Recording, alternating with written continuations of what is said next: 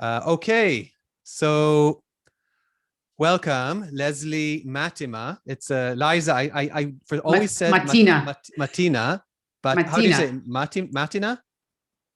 Mattina. Mattina. Okay, it'll take me a while. I'm bad with some names. Italian with a little of this.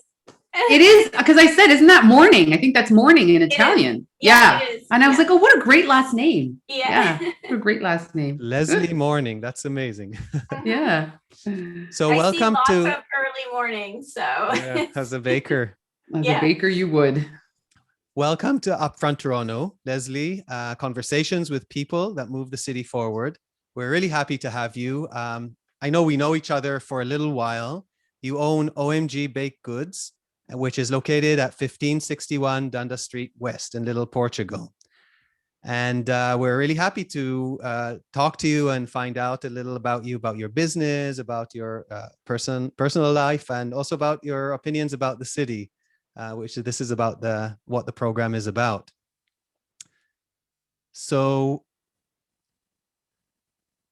let's start with maybe a little, if you want to, did I miss anything, Lesley? Or do you want to describe your business?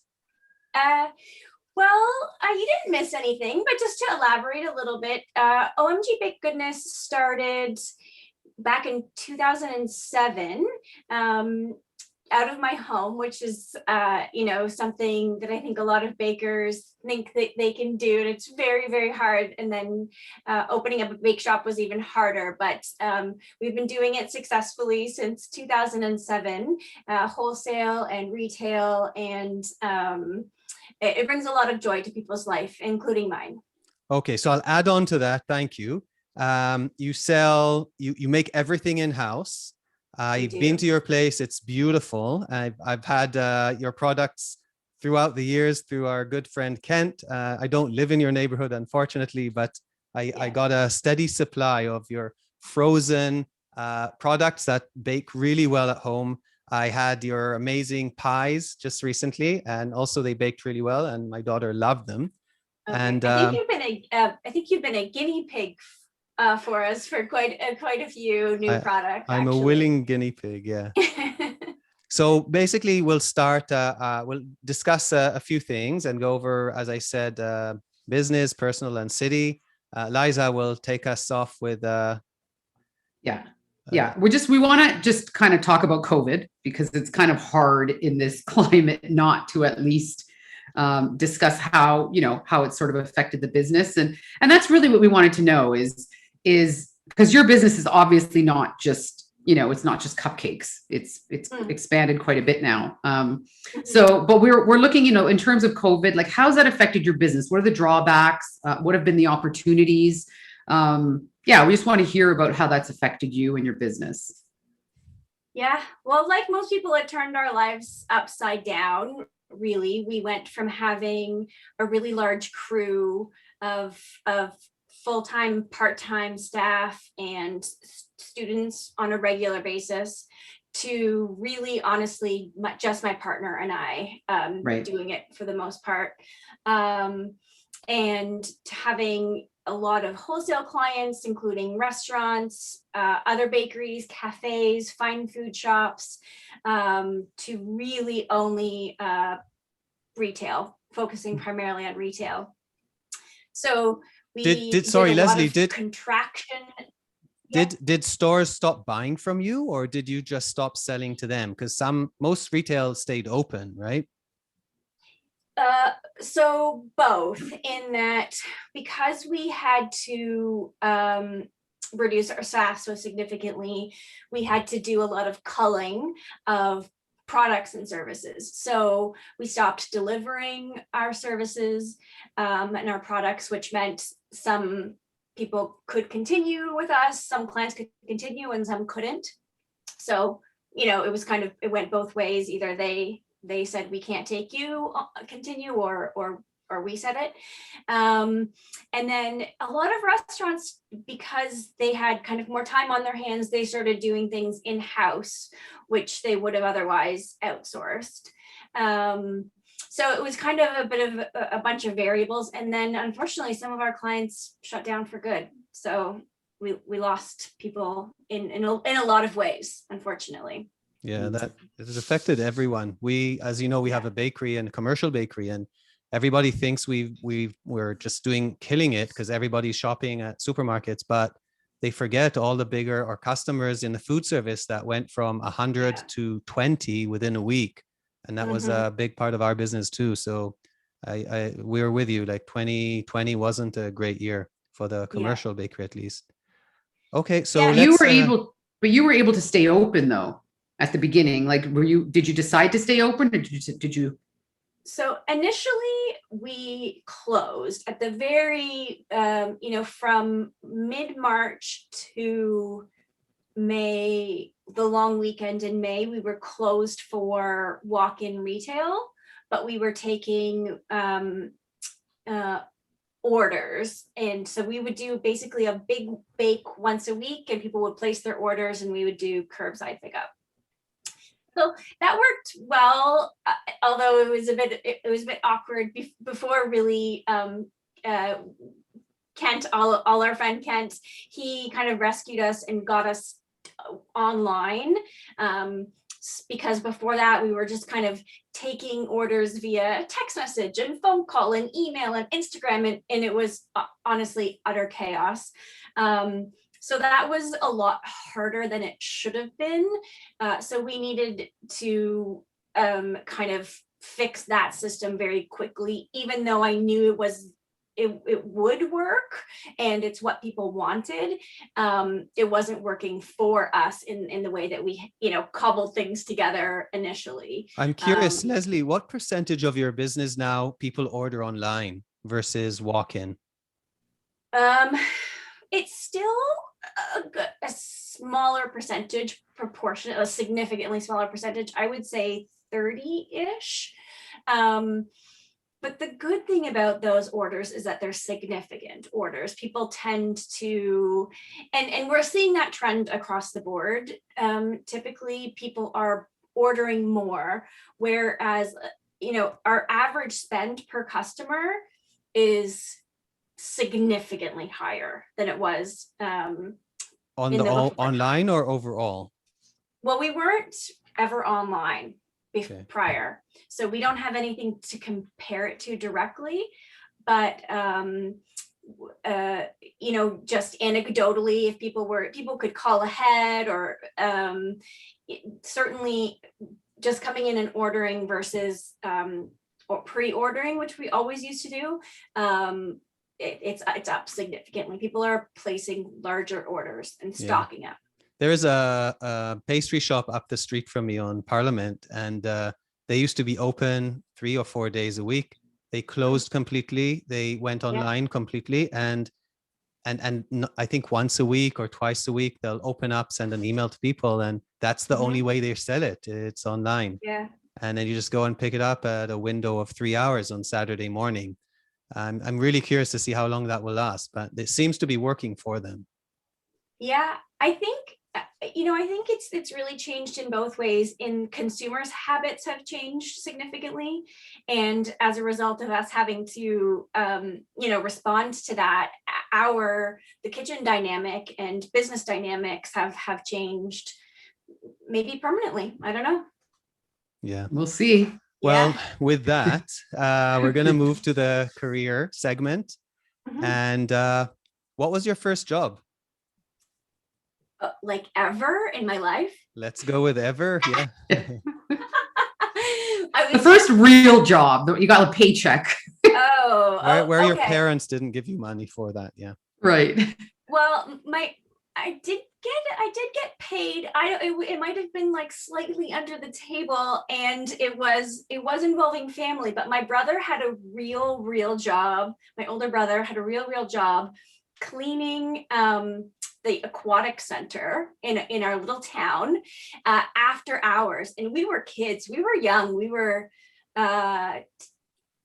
11, 12, 13. And so we were cleaning the change rooms and the pool area, and he needed a helper, and I got sucked in. And so we were doing pretty adult jobs. What was the small town? Ancaster. Ancaster. Okay. Yeah. Okay. Lancaster Aquatic Center. So that was my first on the DL job, but a hard job nonetheless, for sure. Broke you in. put in Yeah. your sweat equity.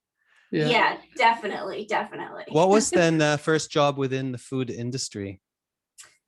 The first, I got so lucky. I talk about this, or I have spoken about this quite a number of times over the years because I really did get so lucky. I went to university, and even while I was at university, I knew that the path that I was taking and the courses I was taking and the program I was in, I wasn't going to end up in that direction. But so when I finished university, because what I did do while I was at university, study, of course, but I did a lot of baking and cooking for my roommates and for friends and friends of friends. And I kind of knew that was the direction that I wanted to go, but I didn't know what that meant. No one in my family really, I come from an academic family. So, you go to university and then you get a professional job. So I didn't know what it meant to get into the food industry really at all. But luckily, a friend of my cousin's is the culinary director at Niagara College. So I went and spoke with him, just thinking he was going to say, you have to take this culinary program and then you go on from there. But we had a really great chat. And because I had literally just finished university, he said, I think you should get some experience in the industry, and then you can always come back to Niagara College or wherever. And he picked up the phone and he called a quite well-known chef. His name is Michael Olson, who is a buddy of his then partner, not wife, but future wife, Anna Olson. So everyone knows them now, but they said, yeah, let us, she can join us. And so that was my very first job, was working at Inn on the 20 with Michael and Anna Olson. As a sous chef or in the baking no, department? I wish. As Sous a chef, pot you have washer? to really build up to that. No, I started at the very, very bottom. Well, I mean, I guess at the very bottom, typically kitchens, you would start working in the dish pit, washing dishes. But no, I worked in the bakery department. So I started out doing the worst shifts, like ugly o'clock in the morning. You get there. Middle of the night is what they call it. Middle of the night. Yeah, aren't those your hours today also, Lesley? Sometimes. Okay, good. Yeah, sometimes it is. It's the dark and early, ugly o'clock. It especially in the winter, it does feel like the middle of the night. I'm so curious. Go ahead. Yeah, so I started working in the kitchens with honestly some of the best chefs in Canada, and certainly at that time. And really, I had so many great opportunities there. They were really really happy for like a great learning experience for someone who had no experience at all. I want to go back before, and we'll go back to who's your inspiration, so we can park that in the back of our minds. And so when you were making food for your friends in university, I did the same with baking, and I learned to make pita breads from my grandmother and aunt, and then I would do it for fun at age, I don't know, 17, 18. But it made me not only popular, I liked serving and giving people food, and I really enjoyed that dynamic. How was it for you? Yeah, I mean, as you when you learn to say my last name properly, I come from an Italian family, and I think in a lot of cultures, but certainly within the Italian culture, food is love, and that's how you show how you care about people. And I think that's really that nurturing feeling. I got to experience that firsthand, and I really just wanted to expand upon that. But what I didn't know at the time, but it was really a foray into the hospitality industry when we would host dinner parties. And I think that feeling that you get when you feed people is what I fell in love with first. Even before really the food part of it was the was the feeling that you get. It's like you're people, you want people to be happy, right? That's, they want to see the smile on their face. And yeah, I fully understand that. Yeah, So who's your biggest inspiration? Well, I don't know that I could narrow it down to one person necessarily, except I would say even before, I think this might sound kind of strange because really for the most part, my experience is in fine dining. However, where I felt like I got permission from was Martha Stewart. Martha Stewart was really my first, it was the eye-opening experience where she pulled everything together. She didn't just bake a cake or a pie. She also was a great host, and she was really interested in fresh fruits and vegetables and chickens, and she kind of made it into a lifestyle versus just ingredients. And so I think that was really formative for me in how even I do things today, where it's not just about a recipe. It's really about kind of knowing where your food comes from and you know, in the science of it, because she really broke it down in certain ways. So, you know, the full circle of food, hosting, guests, and bringing that all together. So very nice. So go ahead. So at what point were you like, okay, I want to do this. This is what I want to do. I'm going to go all in. Yeah. Like, was that where did that happen? Like, at what point was that you knew this was going to be your path? I had that strong feeling when I was still at university. Mm-hmm. And so I knew as soon as I finished university, I had that conversation with the culinary director, and so that was when I tried to figure out what the path was and in how to get there, which felt very kind of abstract to me. I didn't understand what that system, I didn't understand the system at all. And then really, as soon as I got into a kitchen, I thought it was like a big hug. I felt right away, even though it's really tough, it's a really, really tough industry to survive and thrive in. What makes it tough? Because I hear that a lot. Like, what makes it tough what is it about it that makes it so tough? So many things, and especially now, keep in mind this was 20 plus years ago. So boys club, very little pay, crazy hours. You work when everyone else plays, so holidays, weekends, evenings. You have to sacrifice your entire life. That's a slight exaggeration, but honestly, not much. No, you sounds do. like you it takes it sounds everything. like it's not an exaggeration. Yeah.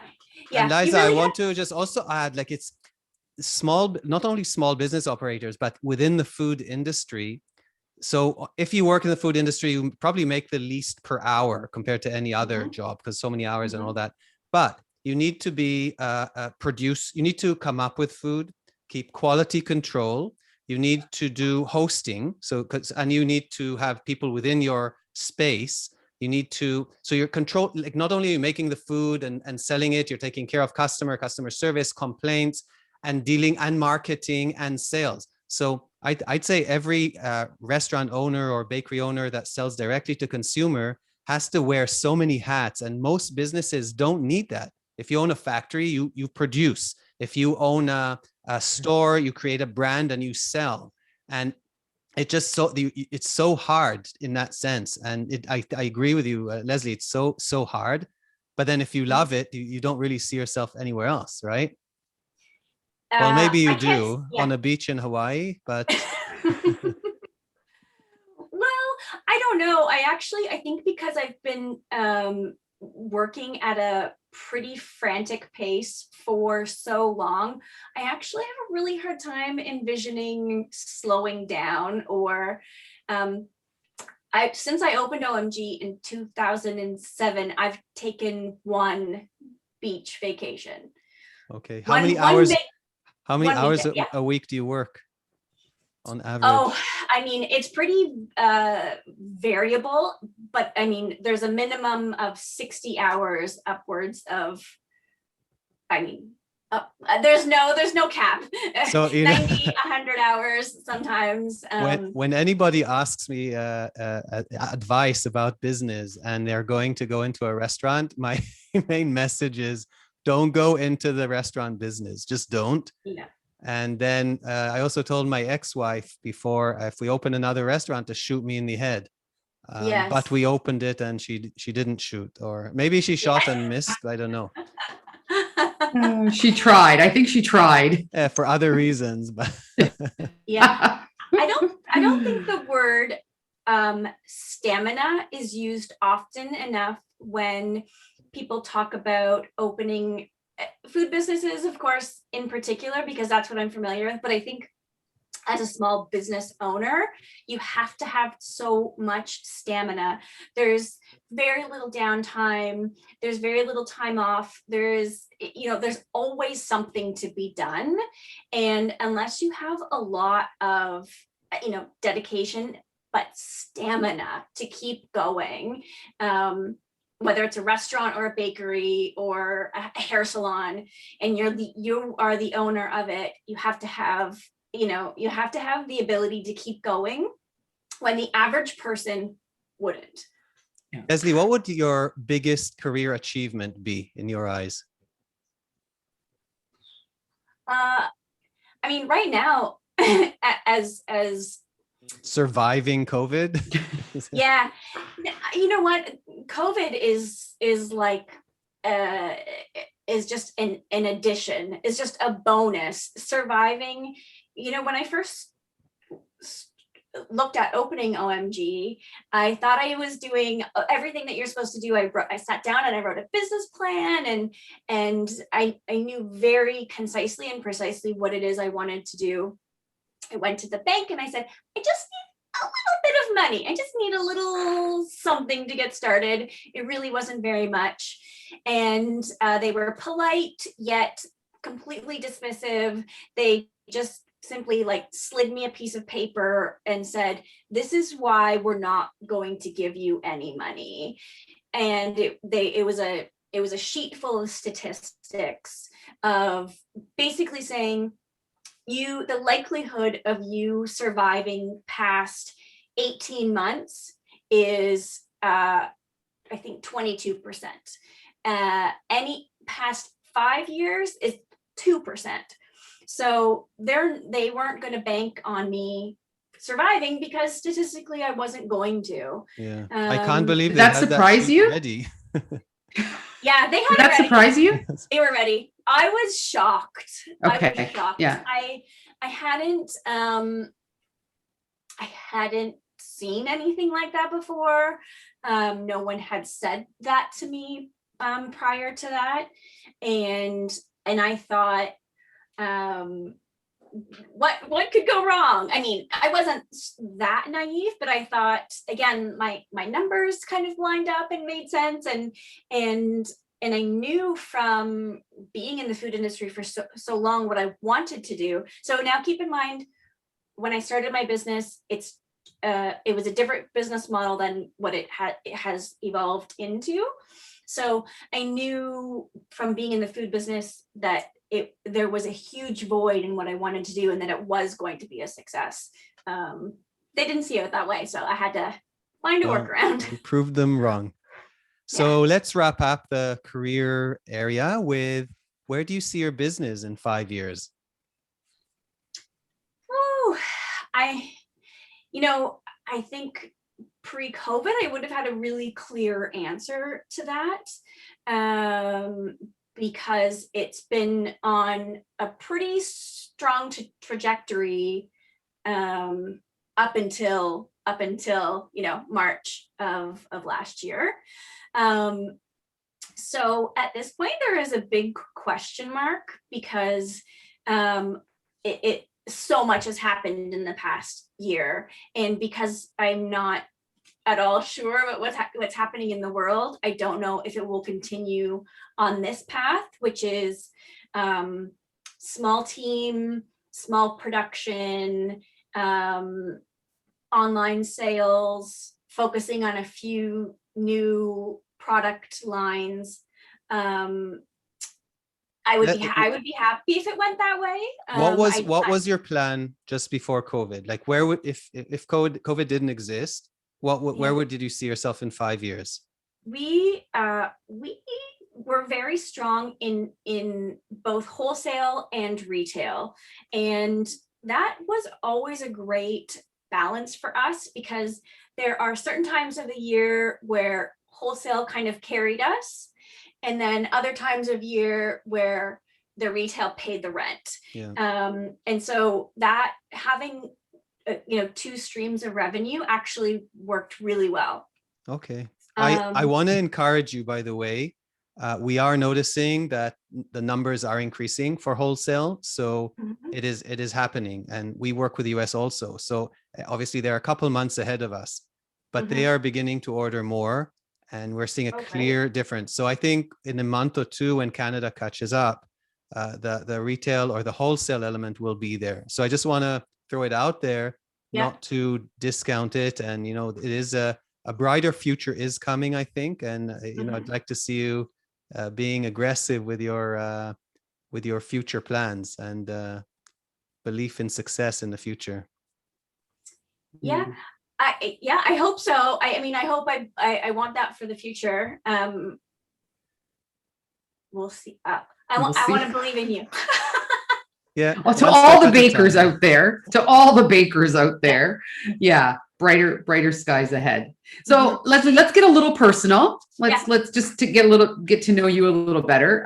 So you mentioned you worked at the Aquatic Center in Ancaster. Were you born in Ancaster? Yeah. Hamilton, Ancaster. Yeah.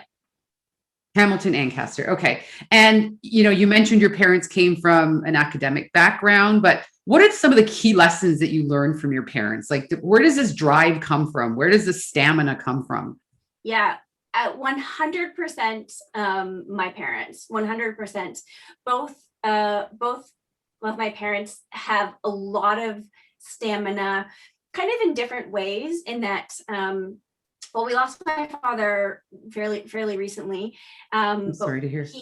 But prior, his life was about building things, creating things. He was building cottages and houses, and he was a seeker, traveling and connecting, and always busy. Even when he wasn't kind of physically moving, he had ideas and he made them happen. So that's mom, where you get it from. Yeah, definitely. My mom, on the other hand, is quieter and more reserved, but she's a worker. So if there's something to be done, she will just keep going until it's done, and then she'll probably find something else to do while she's doing those other things. So we're not like a restful family. Right. Okay. We're not. So it runs in the blood then. Yeah. We're not the kind of family that, Alon, you were talking about a beach vacation. That doesn't even appeal to me. I will climb a mountain, or I'll like go for a paddle, but sitting on a beach with a margarita it's not on my to-do list. That's for sure. Gotcha. So as a teenager, or even as an adult, what's the dumbest thing you've ever done? Like, what is? Whoa. Give us dumbest. Sounds like there's a lot of them. Thing I ever did. I don't know. Maybe just like one thing that sticks out. Maybe not dumb, but like disappointing. So like, speaking of busy, every summer we would do the strawberry picking, and then we would make the jam after, and that was really fun until I got to like the teenage years, where it became a chore that I don't want to go interested in. And so we would often borrow my grandmother's car. She didn't drive very much, and I was allowed to use the car after strawberry jam chore was done, and I was left in charge of I don't know, something, the cans, the jars. And Oh dear, I think I see where this is going, I Lesley. just simply thought that the jars could wait. And so I took my grandmother's car without explicit permission. And, I don't remember getting in the biggest trouble, but I remember my grandmother being really disappointed in me. That's the worst. Disappointment Yeah. is the worst. You can handle anger, I can handle, but disappointment is like, Please oh, yell at me, yell. anything, punish me, but not disappointment. Yeah. And honestly, worse than your parents being disappointed in you, my grandmother. I felt like that was a big life lesson. Heart-wrenching. Yeah. Heart-wrenching. That was pretty dumb. So we know that guilt trips work on you. Yeah. Right. Yes. No doubt. No doubt. And grandma's even worse. Oh my goodness. So, okay. So we know your mornings are very early. So, but what is your morning routine? Like, what does that look like? Like time wise, even what is ugly o'clock for you? Well, it's not, so throughout, my career, my wake up time has been anywhere from 3:30 to, when I had a really full team and I had a morning crew taking care of things, then I could wake up. There wasn't a set wake up time that I had to be there. But right now I wake up at 5-ish, depending on what's happening in the day, and just hustling to work when it's still good and dark, and start the proofing, because I think people don't really realize how things are done in a commercial kitchen. They think we make and bake, Right. and that's really, as Alon, you can attest to, that's really not how things are done. I wanted to say, sorry for bursting in, but I didn't mention it earlier, but I wanted to, is so few bakeries in the city operate the way you do. And I should have said it at the beginning, but you bake everything from scratch. You make everything from scratch. And I could think of a handful of bakeries, maybe a little more, maybe now a few more are coming back into fashion. But that takes a whole lot of work and planning and dedication, and you can't almost take days off, right? If you're working with sourdough, if you're working with yeast or proofing, it's a long process. Yeah. People are always amazed when we are, so we're currently, for retail, we are open Thursday through Sunday, but of course we're there other days of the week. And so the phone rings and I answer and they say, oh, I was just going to leave a message. I thought you were closed today. And I say, of course we're closed, but I'm here making everything so that, when you walk in the door on Thursday, it's ready for you. So yeah, I think I have actually been surprised over the years, learning even some of the top bakeries in this city. I've heard, from my suppliers or through the grapevine, or they openly admit that they purchase some of their, base ingredients or they buy things pre-made. Like frozen and then just defrost and proof. Yeah, exactly. I've been shocked at how common that is. And to me, it wouldn't even occur to me to do that. It wouldn't even occur to me to do that. Yeah. So, and because we do so many things in a holistic way, meaning we do all of our own fruits and vegetable production. So often we will pick the fruits and vegetables ourselves, bring them to the shop, process them, freeze them for later, because it's best to have, to me it's better to have something picked at the peak of perfection, processed, frozen, and then that's preserved for future use, versus getting an apple from, I don't know, Chile, which is where you could really only get them from right now. So we do all of that kind of stuff. And again, so your strawberry picking days then really came in handy. Yes, no like question. Your grandmother was preparing you in a sense for what was to come. I certainly appreciate the having been introduced to those practices at such a young age. Yeah. Right. So what's your happy place? What is your version of, okay, I'm happy. This is besides the kitchen. Where's your, like, what's your happy place? Well, she Totally said climbing unrelated to work. mountains and hauling rocks from one side of the room to the other.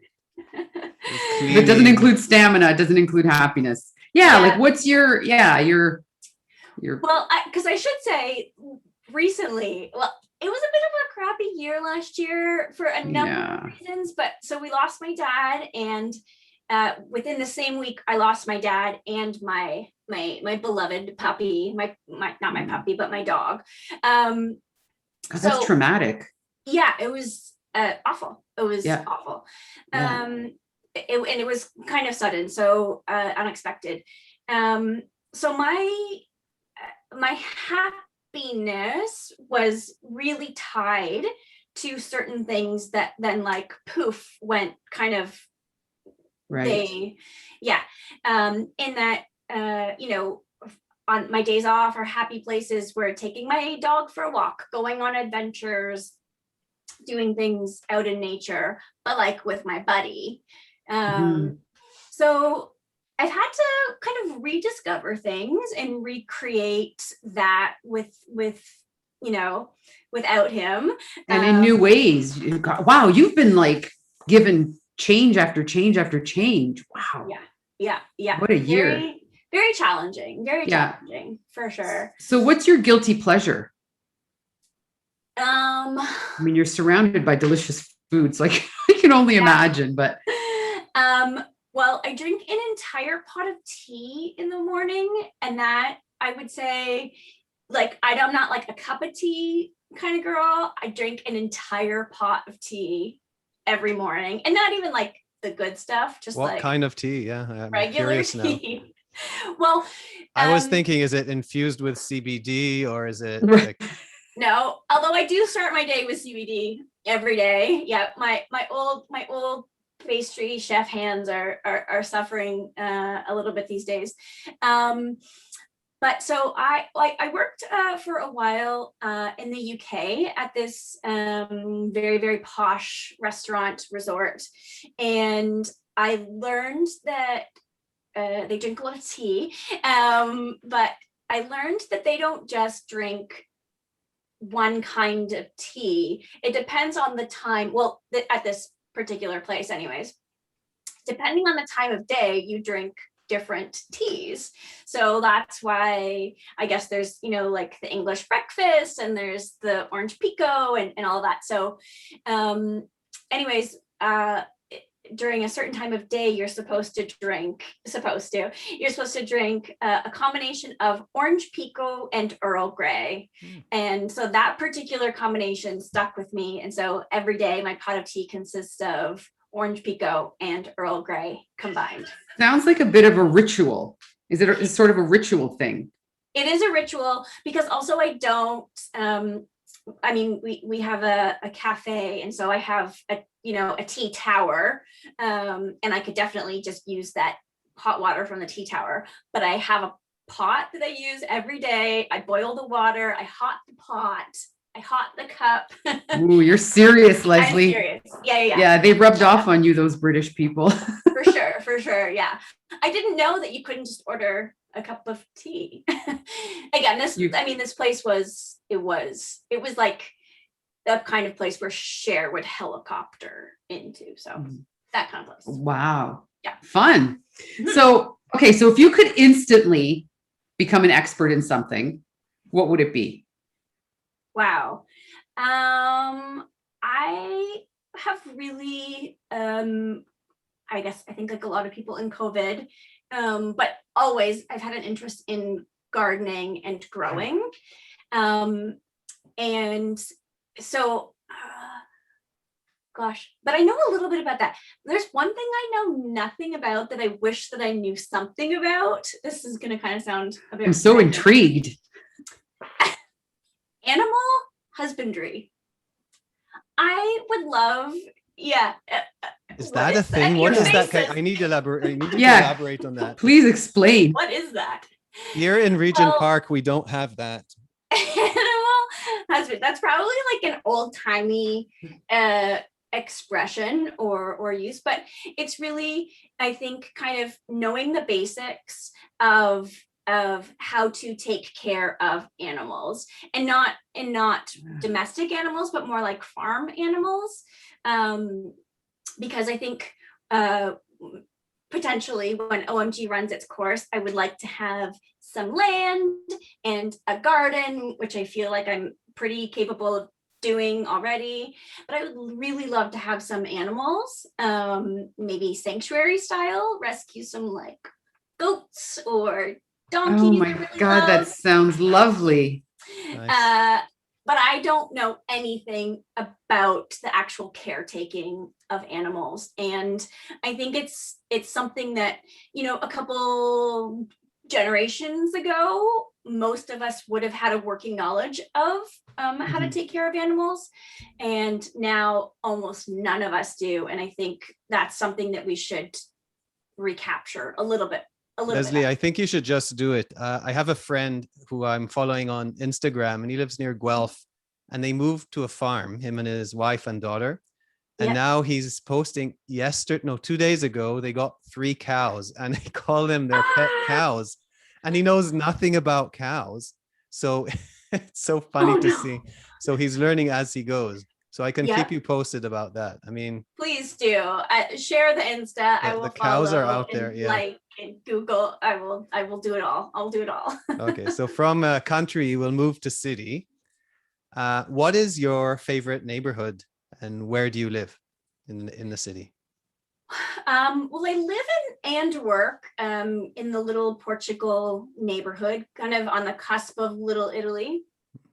And honestly, I don't get out of my bubble very often. I think that tends to happen to a lot of people, but because I do live and work in the same area, I've established, you know, friendships and connections and you know, a network of other businesses, all really related to me, that embarrassingly, I feel little urge to ever leave my neighborhood. Do you my know that? little neighborhood. I've read a few research papers and talking to a friend also that looks at our well-being, and I think COVID also influenced that a lot, and looking at what makes us healthy. And you know, you're looking at the regular things, biology, and you're looking at what you eat and all, but one of the most important things that came up from this study wasn't those two. It was your sense of community, and the sense of community, not only the friends that you have, but the stores that you visit and the clerks that you see and vendors that you see every day or once or twice a week. So that's amazing. It sounds that you have it. I know every neighborhood I moved to, and I moved a lot around the city, is the coffee shop. You know the guy or the girl, and now there's the butcher and the bakery owner. So are you feeling in that sense, you know, your neighborhood? Yeah, definitely. I realized this a couple of years ago. When I was a young girl, my mom, I guess one of our like outings, we would go to the bank, and it really was like that, where they knew us when we walked into the bank. But I had we would just call her our lady friend, and she always had little treats for us, and she was very nice, and she knew our names. And I genuinely thought that this lady that worked at the bank was my mother's friend. And only when I grew up did my mom say, well, she was just a lady that worked. I think I said once upon a time, whatever happened to our lady friend at the bank? She said, well, I mean, I don't know. I didn't know her. But she really did. The impression that she left with me was that she was our family friend. Yeah. And I realized a couple of years ago that I'm now the lady friend. Yes, you are. So many kids in the neighborhood where I know their names. They're excited to see me. Okay. And how many kids? You're there since 2007. Like, how many kids have you seen grow up in the neighborhood? So many. And do they stop? Have they moved back to that neighborhood, and they see you now as adults, or maybe not that old, but? Yeah, I mean, some of of that where I kind of met them in their like tween years, and they went to university and have come back, and even some worked at the shop, you know, as they have gone through those years. But I kind of was part, you know, I think especially being in the bakery world, you get to naturally be part of people's celebrations in life. So when there was a birth, a pregnancy, a birthday, an anniversary, even a death sometimes, like we are part of people's life experiences. You know, all the good, the bad, and the ugly sometimes. So we have really become really strongly embedded in our neighborhood and in the community. You said the ugly. It's our funerals. Our father is 85, but you know, people begin to die around him. And I once talked to him. He was in a funeral, and these funerals take 7 days. It's a shiva. And I called him once, and I'm, Dad, how are you? He was in Israel. And how are you? I was really concerned. It was someone close to him. And he was, Alon, we're meeting everyone here and everybody's bringing food. And it's just crazy how I was so happy the getting together. So I guess, I mean, it's the circle of life, right? And as long as we're together, when it happens, it makes it that much easier. Okay, so you already admitted you're a tea lady, and I was going to ask, what's your favorite coffee shop in the city? Is there a favorite coffee shop in the city? I wouldn't say that I have a favorite coffee shop, except, you know, we really have established it. I mean, maybe it's natural, but your kind of colleagues become your friends.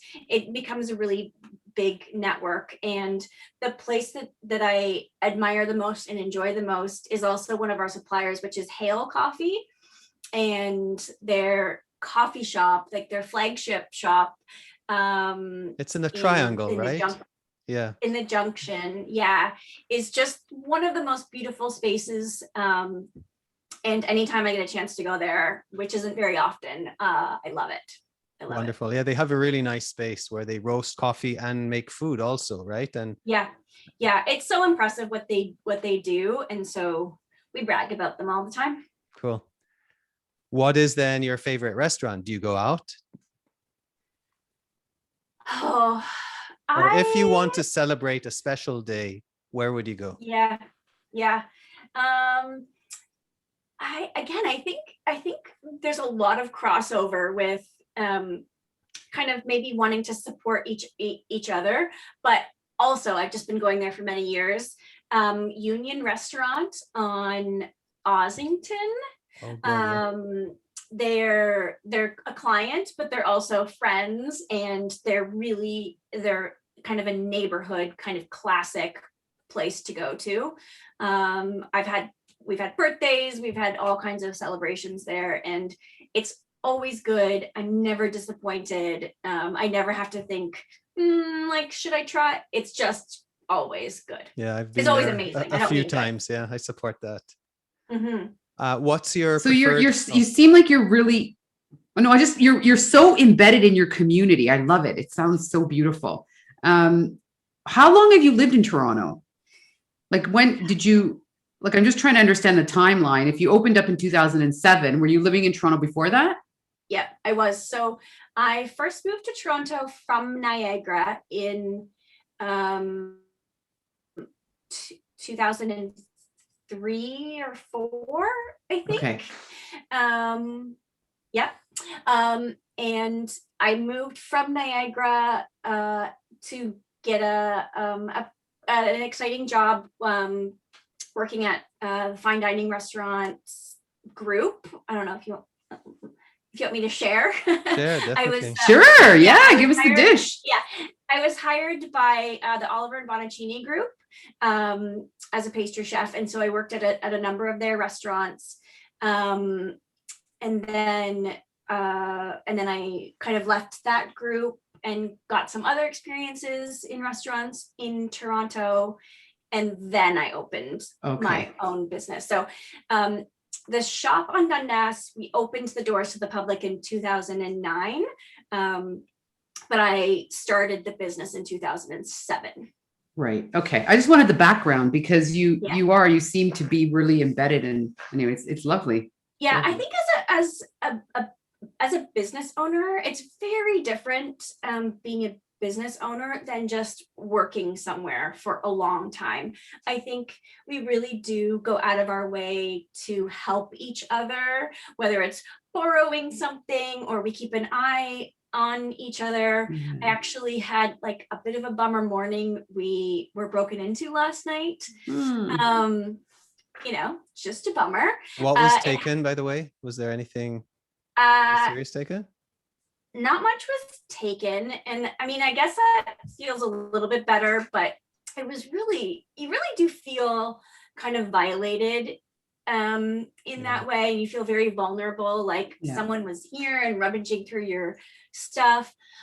But so like that's the bummer part, but on the flip side, this like just the outpouring of support that we've received all day long from our neighbors and all of the other business owners, that every single neighbor has come by or called or done something to let us know that that they'll do whatever we need them to do. And I think, and of course we do that for other people. And I think it's just a really great way to live. Did they just break the window then, mostly? Was that the main So damage? they smashed the front window, they came in, they rummaged, they took a few things, they tried to take more things. It's actually the second time that happened to us. And I think it's really unfortunate. I think people are really desperate right now in particular, and it's leading people to I don't know. This sucks so much. It happened to us when we had the store for when they smashed the front. We were at Young and Wellesley years ago. But the weirdest, the most innovative break-in was, rather than break the front door, which happened, they went in. There was the back alley, and that was an entrance to a few apartments. So they got into the stairwell, and they broke through the drywall. Like, who would have figured? So they broke through the drywall between the stairwell and the restaurant. And I guess it wasn't that hard.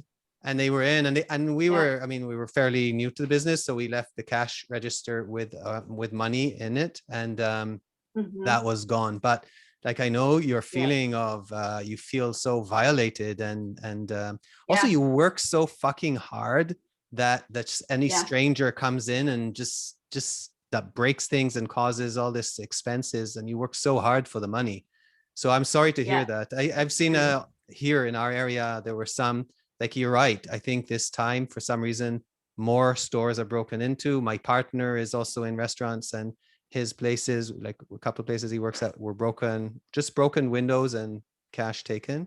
Yeah. It's you see it on the street. You're right. Okay. So like, what's your favorite park? And then I'll end up with another question. So, park in the city.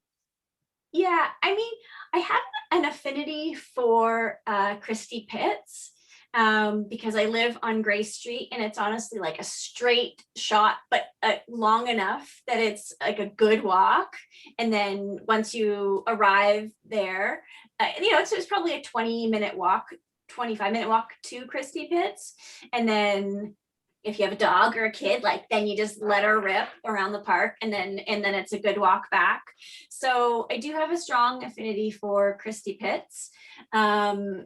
Trinity Bellwoods is also very close, but a bit wild for me these days. I'm finding though that Christie Pits is not far behind. It's getting as busy. I mean, people are going out and eating and drinking.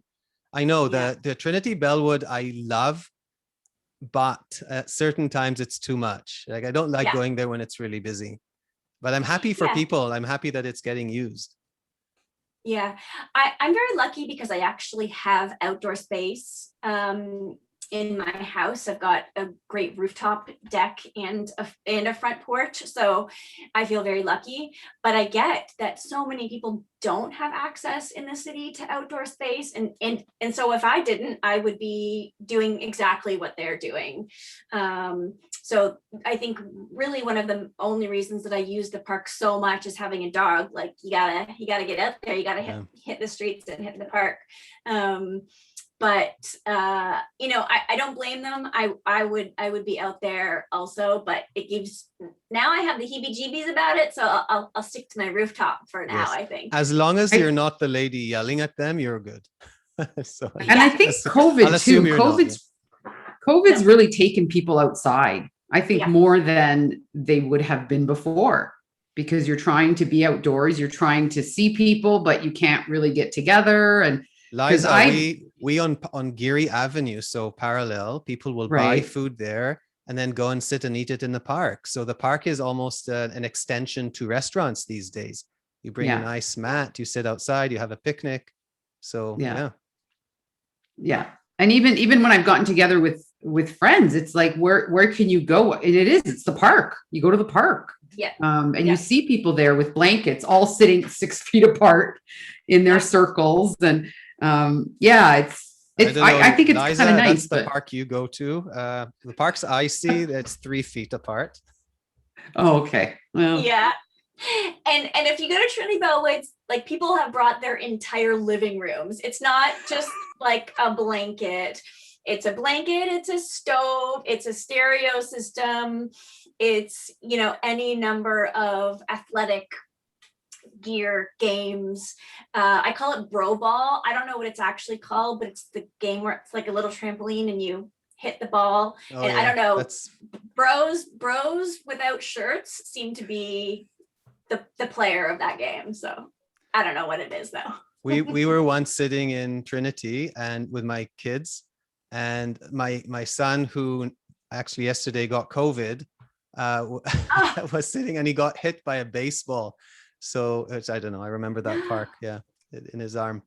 But we liked looking at eating pizza from north of Brooklyn and looking at all the people and then throwing around the frisbee. It was really nice doing that. Yeah, if Lesley, there's room, you can't. It's hard. It is though hard to play a reasonable game of anything without fear of being run over by a rogue dog or having them steal your pizza. I've seen that a lot. The dogs, you mean, stealing the pizza? Yeah. Oh. Yeah. Because it's just a buffet for any dog. I would bite a dog that steals my pizza, but that's on him. Well, tough competition there. So Lesley, what's your favorite charity in the city? Well, really anything animal related. But I tend to support charities that I know where every single penny is going. And so what I mean by that is it's disbanded just in this past year, actually. But for many years, I was supporting, it's an out of the cold program, but a youth out of the cold program hosted at Knox Presbyterian Church. And I would go to the food terminal because I'm a buyer at the food terminal. And so they would basically kind of give me a wish list and I would go purchase the food for their out of the cold program. And so they would have a dinner once a week and they would have a food bank style little, people could go in and get whatever they need. So I would provide fresh fruits and vegetables for their dinners and their out of the cold program. I like to really know that it's going to good and not, as much as we can eliminate the administration fees, and I know that needs to happen, but I like to know that I'm doing maximum benefit for the charities. I think it's a testament to how you approach your community too. It seems very linked that you want to be involved, you want to, and you want to give back, but you want to know where you're giving it to. So that's wonderful. For sure. Yeah. Mm-hmm. Okay. We're going to go to the quick fire. Okay. let me have a mouthful first. Okay. I didn't know if you were going to have a tea. So, and it'll be there. Yeah. We'll move quickly through them. They're Tea super is easy. just for morning. The pot is just in the morning. Yeah, I'm a terrible sleeper, so no No hot caffeine. tea. I That's don't. it. If I had a whole pot of tea in the morning, I'd like be going to the washroom every hour. You don't have to answer that. It's okay. I'm just That's sharing. not part of the rapid fire. That's not part of the quick fire How questions. often, Lesley, do you go to the washroom in the morning? Enough. Okay. Enough to be healthy. Enough. Okay. So, Lesley, Yeah. dark or milk chocolate? Milk. Dark or milk chocolate? Milk. Beer, wine, or whiskey? Wine. Oh, I thought you were going to say all of the above. No. Breakfast, lunch, or dinner? Breakfast. Breakfast. Home cooked meal or takeout?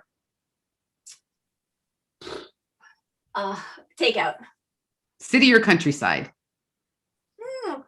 Country. Country. Favorite season? Spring. Night out or stay home? Home. Home all the way. Morning person or night owl? Morning. Bath or shower? Shower. When entering the swimming pool, do you jump in or do you tiptoe slowly? Dive. Dive in. Wow, got to add that in. I know you're a dog person, so we'll skip that one. Books or Netflix or TV? Not that I think you have probably much time for any of them, but by the sounds of your schedule. I use Netflix as like my chill out time. Right. But if I've got a break, I read a book for sure. Phone calls or texts? Typically text, but there's the few that I call and that for them I call all the time. Music or podcasts? Podcasts. All right. There you go. Wonderful. That was easy enough, right? Yeah. Lesley, I call them stories. My partner. What's your favorite podcast? Well, I like the narrative style. I think I fell in love with podcasts from kind of the OGs, This American Life. I love the storytelling. But I've been really dabbling very deeply in kind of science and biology and nature podcasts lately. But my guilty pleasures of podcasts are the true crime podcasts. Cool. So listen, we want to thank you for joining us. And is there anything you want to share with the listeners? Any messages, any new products, any new plans, any passions, anything that's on your mind? We'd love to hear it. Yeah, well, we've been working really hard. COVID, of course, kind of forced our hand, but we have, I don't think I mentioned it earlier, but the very original business model of OMG was fresh from frozen. That was kind of our tagline, where we were supplying restaurants and fine food shops with bake at home or bake in-house products. And then we kind of evolved away from that altogether relatively early in the OMG evolution. But COVID has miraculously brought us back to our original roots. And now bake at home has been not just a passion project for me, but everyone. People are absolutely loving the simplicity of how we're able to provide the bake at home products and the OMG experience easily in their kitchens. So, and things that people would never do themselves. Croissants, for example. I have to jump in there. Your chocolate croissants are amazing. Amazing. And I've made them, and the pies were amazing also. And you're right, Great. so easy. So easy to follow. And I think freezing is the best way to preserve food without chemicals, right? Yeah, absolutely. I think, again, a lot of people don't understand the processes of, a commercial production. And so the idea that something has been frozen, it's given a bad name. Frozen has been given a bad name. And really, I've been hoping and trying to re-educate people on that. The difference being we don't make and bake and freeze. That you lose the freshness of the product rapidly and noticeably. But if you make something, freeze it raw and bake it from frozen or proof and bake, it is as fresh as I could make it for you in-house, or you could make it in your own kitchen. So following that model has really opened people's eyes and given me like a fresh start on how we do things at OMG. And I've been really loving, especially in the age of social media, I've been able to see everyone baking their OMG products at home. And so that's added a lot of joy. Liza, you were asking me like, where's my happy place? It's kind of, looking at the results. Scrolling, of what we've been able to create and bring our joy to a lot to people. And then they bring it right back to you. Yeah. And So share with their kids. Yeah. So where can they have find a you? lot- Sorry, go ahead. Yeah. So, well, what I've really been noticing, because, I said earlier that we've been part of so many people's celebrations. And of course, people really aren't gathering now in a way that they used to. But what they're doing still is sharing food. And so there's lots and lots of porch deliveries of our bake at home products. And then they each go to their own kitchens. And then so it's really, creating such amazing experiences out of these challenges that we're experiencing. So they can order a lot of our products, and it's kind of growing more and more. They can order our products online, frozen, bake at home, and please share it with us and on social media. I love it so much. So they can order OMG at home right on our website. Awesome. And the website is omgbakedgoodness.com. awesome. And your social media, you're on Instagram. We're on Instagram and Facebook. Yeah. Excellent. Okay. Well, that's where they can find you and your delicious things. Yeah. Wonderful. Absolutely. Lesley, good luck with the break-in. Hopefully it's behind you. Thank you. And Yes. I'm sure only to getting out of this COVID era. And I think you're going to do amazing. I think you're going to do much better than you did before. I think so. It feels okay. It didn't feel okay for a long time. It felt a bit panicky, but it feels okay. So we're going in the right direction. Good. Thank you. Thank you so much for joining us. Thank you. Thanks, guys. Okay. Nice to Bye. see you. Have a Take wonderful care. day. You Thank you. too. Bye.